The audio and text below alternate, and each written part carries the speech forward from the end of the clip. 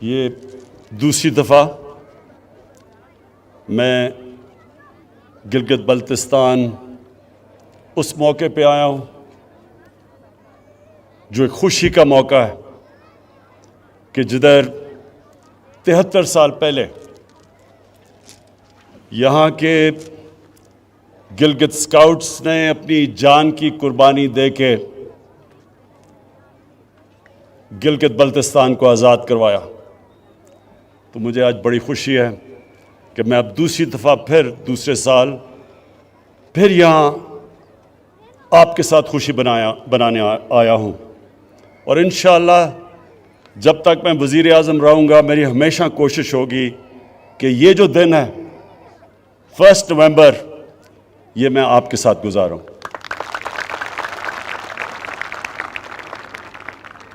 میں گلگت 15 سال کی عمر پہ پہلی دفعہ آیا. تب یہ کاراکورم ہائی وے بن رہا تھا. میں اپنے اسکول کی ٹریکنگ ٹیم کے ساتھ آیا اور وہ جو 15 سال سے مجھے ٹریکنگ کا شوق ہوا وہ آج تک ہے. اور وہ اس لیے کہ اس سارے علاقے میں جو ٹریکنگ ہے وہ دنیا میں کہیں نہیں. یہ وہ اللہ نے اس علاقے میں وہ خوبصورتی دی ہے اور اس طرح کے جو پہاڑ ہیں اور ان پہاڑوں کے اندر جو علاقے ہیں وہ کہیں دنیا میں نہیں ہیں. تو میں صرف ایک میرا پرائم منسٹر بننے کا ایک نقصان یہ ہوا کہ میں اب ٹریکنگ نہیں کر سکتا, لیکن جب بھی موقع ملا تو انشاءاللہ یہاں پھر سے آؤں گا ٹریکنگ کرنے کے لیے. خواتین و حضرات, آج ایک تو خراج تحسین پیش کرنا تھا گلگت اسکاؤٹس کو اور ان شہداء کو جنہوں نے قربانیاں دے کے اس علاقے کو آزاد کروایا. دوسرا, میں نے آج گلگت بلتستان کے لوگوں کو دوسری بھی مبارک دینی تھی, اور وہ یہ کہ جو ہم نے فیصلہ کیا ہے کہ گلگت بلتستان کو پروونشل سٹیٹس دینا ہے, جو ان کی ڈیمانڈ تھی بڑی دیر کی, اور یہ یو این سیکیورٹی کاؤنسلز کی ریزولوشن کے بیچ میں رکھتے ہوئے ہم نے فیصلہ کیا ہے. وہ سیکیورٹی کاؤنسل کی جو ریزولوشنز ہیں اس کے بیچ میں ہم نے فیصلہ کیا ہے, لیکن مجھے پتہ ہے کہ یہاں کے نوجوانوں کی بہت دیر کی ڈیمانڈ تھی, تو میں آج اس کی بھی مبارک دیتا ہوں. اب جہاں تک پیکج کی بات کی اور ڈیولپمنٹ کی, وہ میں آج بات اس لیے نہیں کر سکتا کیونکہ الیکشنز کے دن ہیں, لیکن میں صرف یہ کہتا ہوں کہ ہماری گورنمنٹ کی پالیسی, خاص طور پہ ہماری گورنمنٹ کی پالیسی یہ ہے کہ اپنے کمزور طبقے کو اٹھایا جائے, جو ہمارے غریب ہیں, جو پیچھے رہ گئے ہیں, جو 25% پاکستانی غربت کی لکیر سے نیچے ہیں. سب سے بڑی پرائرٹی ہے کہ ان کو ہم کیسے اوپر لے کے آئیں. اور دوسری, جو پاکستان کے علاقے پیچھے رہ گئے, جس طرح گلگت بلتستان پیچھے رہ گیا ہے, اور اس کی بہت بڑی وجہ یہ تھی کہ یہ کٹ آف تھا. جب تک کہ کاراکورم ہائی وے نہیں بنا ادھر شاید ہی کوئی آتا تھا اور ڈیولپمنٹ کی چانس نہیں تھی, تو اس لیے یہ پیچھے رہ گیا. لیکن ہمارا قبائلی علاقہ بھی پیچھے رہ گیا ہے, بلوچستان بھی پیچھے رہ گیا ہے, سارے جو مغربی ڈسٹرکٹس ہیں پنجاب کے اندرون سندھ وہ پیچھے رہ گئے ہیں.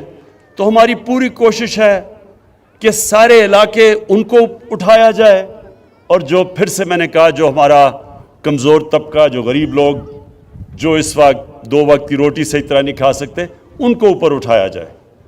تو انشاءاللہ آنے والے دنوں میں آپ دیکھتے رہیں گے کہ ہم جس طرف جا رہے ہیں, ہماری جو سارا ڈیولپمنٹ کا پروگرام ہے وہ جائے گا ہی اس طرف, ان علاقوں میں جو پیچھے رہ گئے. میں کیونکہ آج میرے فوجی بھی سامنے کھڑے ہیں، جوان سامنے کھڑے ہیں، میں ساری اپنی قوم کو اہمیت بتانا چاہتا ہوں کہ کتنا ضروری ہے ایک مضبوط فوج کی، ایک مضبوط فوج کا ہونا پاکستان کے لیے۔ یہ میں اپنی ساری قوم کو بھی بتانا چاہتا ہوں۔ آج اب ساری مسلمان دنیا میں دیکھیں، شروع کریں لیبیا سے، پھر صومالیہ پہ جائیں، پھر سیریا جائیں، پھر یمن جائیں، پھر افغانستان کو دیکھیں، پھر عراق کو دیکھیں، تباہی مچی ہوئی ہے، یا جنگیں ہو چکی ہیں یا ہو رہی ہیں، لیکن عوام مشکل میں ہے، مشکلوں کا سامنا کر رہے ہیں لوگ۔ اور اس کے بعد یہ دیکھیں کہ ہمارے ملک کا جو اس وقت ہمسایہ ہے، ہندوستان میں آج وہ حکومت آئی ہے جو پچھلے 73 سال میں سب سے زیادہ انتہا پسند، مسلمانوں سے اور پاکستان سے نفرت کرنے والی، جو وہ ہندوستان میں مسلمانوں سے کر رہے ہیں، جو دو انہوں نے قانون بنائے، سٹیزن شپ لا اور ایک اور رجسٹریشن لا، یہ ہیں ہی مسلمانوں کی طرف کہ ان کو ایک برابر کا شہری ہندوستان میں نہ سمجھا جائے۔ اور جو انہوں نے کشمیر میں کیا 5 اگست 2019 کو، کسی ہندوستان کی حکومت نے وہ نہیں کیا کشمیر کے لوگوں سے جو اس انتہا پسند، ریسسٹ، ٹوٹیلیٹیرین، جو ریشل سپریمیسی میں بلیو کرتی ہے، باقی انسانوں کو برابر نہیں سمجھتی، ہندوتا کا جو نعرہ لے کے آئی ہے، انہوں نے جو کشمیریوں پہ ظلم کیا، کبھی اس طرح کا ظلم پہلے نہیں ہوا۔ تو اس تناظر میں دیکھنا چاہیے کہ کتنی ضرورت ہے آج ہمیں ایک مضبوط پاکستان کی فوج کی اور سیکیورٹی فورسز کی۔ کوئی ہفتہ نہیں گزرتا جب ہمارے سیکیورٹی فورسز اپنی جان کی قربانیاں نہیں دیتے۔ پرانے قبائلی علاقہ جو مرج ڈسٹرکٹس ہیں، اب ادھر سے لے کے اب بلوچستان، کراچی میں بھی کبھی کبھی ایک پورا پلان سے پاکستان کے خلاف دہشت گردی کی جا رہی ہے۔ اور کون ان کے سامنے کھڑا ہے؟ ہمارے فوجی، ہماری سیکیورٹی فورسز، جو اپنی جان کی قربانیاں دیتی ہیں۔ اور ہم وہ خوش قسمت ملک ہیں کہ جو پچھلے 15 سال میں جس طرح کی 15 سال میں دہشت گردی پاکستان میں ہوئی، اور جو ہمارے دشمنوں نے پورا فائدہ اٹھایا اس سے اور ہمیں ڈی سٹیبلائز کرنے کی کوشش کی، ہم اپنی آج سیکیورٹی فورسز کو داد دیتے ہیں کہ ان کی وجہ سے آج پاکستان محفوظ ہے، اور ان کی وجہ سے، ان کی قربانیوں کی وجہ سے آج ہمارا وہ حال نہیں ہے جو کئی اور مسلمان ملکوں کا حال ہے۔ اور ہمیں یہ بھی پتہ ہے کہ یہ جو نریندر مودی کی حکومت ہے، یہ ہر قسم کا اندر انتشار صرف دہشت گردی کے ذریعے نہیں، جو ان کا کلبھوشن یادو نے جو بتایا کہ کیسے بلوچستان میں اور کراچی میں اس کی مشن تھی دہشت گردی کرنے کی، یہ اندر اور انتشار پھیلا رہے ہیں۔ شیعہ سنی کی لڑائی پلان کیا ہوا تھا کہ شیعہ اور سنی کے عالموں کو قتل کروائیں تاکہ انتشار پھیلے، اور وہ بھی میں آج داد دیتا ہوں اپنی انٹیلیجنس ایجنسیز کو کہ جنہوں نے بہت ان کے پروگرام تھے انتشار پھیلانے کے، وہ پاش کیے۔ میں آج جو آخر میں بات کرنا چاہتا ہوں وہ ایک آج آج کل کے دنوں میں ایک پورا پلان بنا ہوا ہے. ہمارے وہ لوگ جو کہ اپنے آپ کو ڈیموکریٹس کہتے ہیں, سیاستدان کہتے ہیں, وہ پوری طرح آج ہماری پاکستانی فوج کے اوپر اور پاکستان کی عدلیہ کے اوپر انہوں نے پورا ڈسکریڈٹ کرنے کا ان کو پروگرام بنایا. لیکن یہ کیوں ہے؟ یہ آج سب میں اپنی قوم کو بتانا چاہتا ہوں یہ کیوں ہو رہا ہے.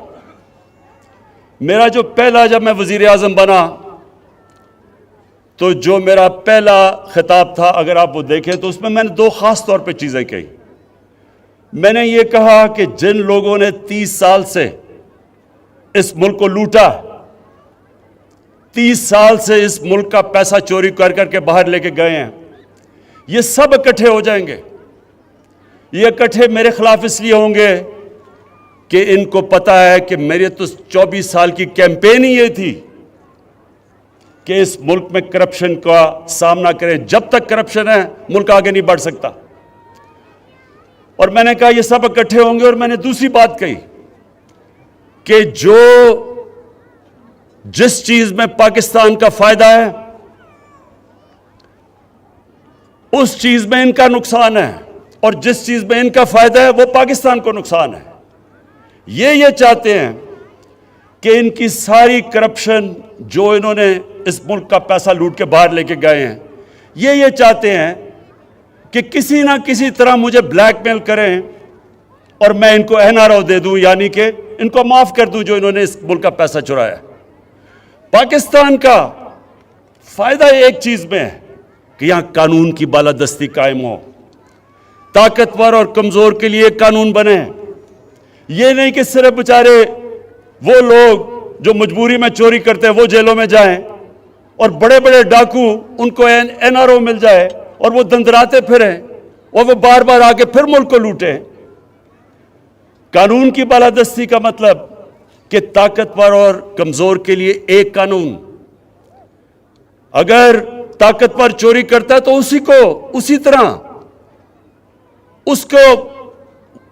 احتساب ہو جو عام آدمی کا ہوتا ہے.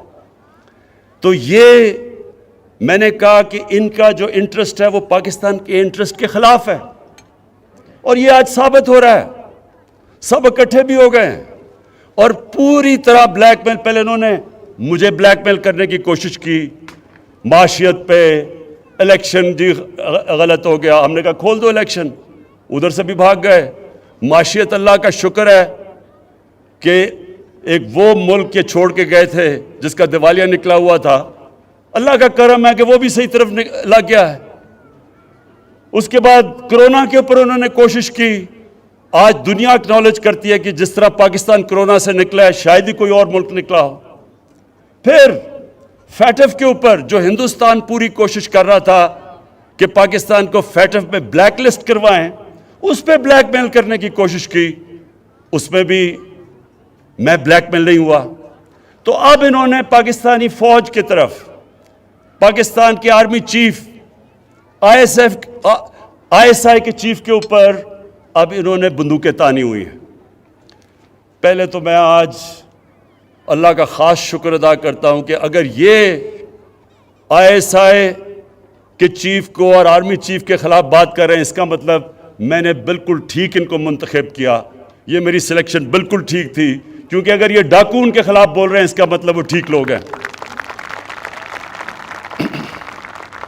دوسری, میں آپ سب کے لیے, اپنی قوم کے لیے ایک چیز کہنا چاہتا ہوں کہ آپ اگر اسلام کی تاریخ پڑھیں, بر صغیر میں مسلمانوں کی تاریخ پڑھیں, تو مسلمان بہت کم, جب مقابلہ ہوتا تھا دشمن کا اور مسلمانوں کا, ڈٹ کے مقابلہ کرتا تھا مسلمان. لیکن نقصان مسلمانوں کو تب سب سے زیادہ پہنچایا مسلمانوں کے میر جعفر اور میر صادق نے. یہ وہ غدار تھے جو اندر سے سازش کر کے مسلمانوں کو انہوں نے ان قوموں کو غلام بنا دیا صرف ذاتی فائدوں کے لیے. قرآن شریف میں منافق کا درجہ کافر سے نیچے رکھا ہوا ہے, کیونکہ وہ آپ کا بننے کی کوشش کرتا ہے, وہ اندر سے جڑیں کاٹ دیتا ہے. جنگ خندق میں جب نبی صلی اللہ علیہ وسلم مکہ کے کفار کا مقابلہ کر رہے تھے تو اتنا ہی بڑا جتنا کفار کی فوج تھی اندر منافقین سے خطرہ تھا، اور اس لیے اللہ نے کہا تھا کہ ان کا درجہ کافر سے نیچے ہے، یہ زیادہ نقصان پہنچاتے ہیں. اور آج ہم پاکستان کے میر جعفر، میر صادق اور میر ریاض صادقوں کو دیکھ رہے ہیں. یہ وہ لوگ ہیں جو آج نریندر مودی کی زبان بول رہے ہیں. دنیا نے کہا کہ جس طرح پاکستان نے پلوامہ کے بعد اپنے آپ کو کنڈکٹ کیا، مجھے سارے دنیا کے ہیڈز آف سٹیٹ کے مبارکی کے میسیجز آئے، اور یہ آج کہہ رہا ہے کہ جناب پاکستان نے ڈر کے کیا، جو کہ نریندر مودی نے ساری الیکشن کیمپین کی تھی اس پہ. اور سارا مقصد ان کا مقصد ہے کیا؟ سارا مقصد ایک ہے کہ کسی نہ کسی طرح عمران خان بلیک میل ہو کے ان کی اربوں روپے کی لوٹی ہوئی دولت جو باہر لے کے گئے ہیں وہ کسی طرح اس کے لیے NRO دے دے، معاف کر دے. میں آج اپنی ساری قوم کو کہنا چاہتا ہوں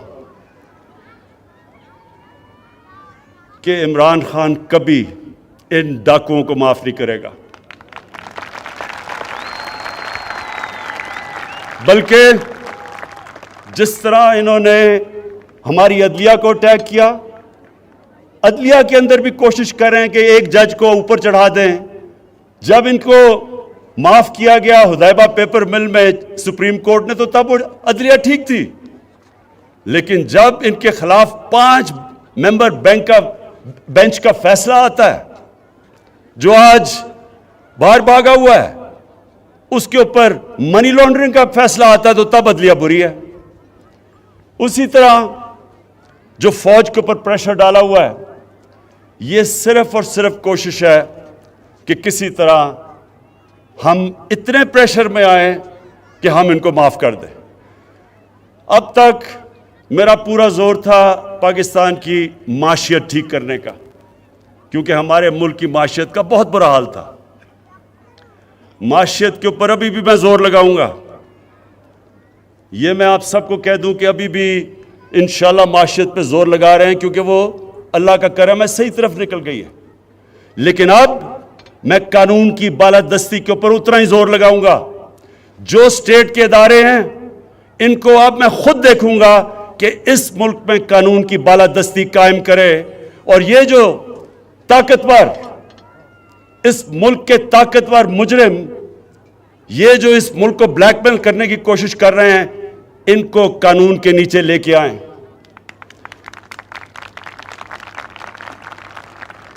اور انشاءاللہ آنے والے دنوں میں آپ دیکھیں گے کہ کس کی ٹانگیں کامتی ہیں اور کس کے ماتھے پہ پسینہ آتا ہے. یہ ساری قوم دیکھے گی. شکریہ.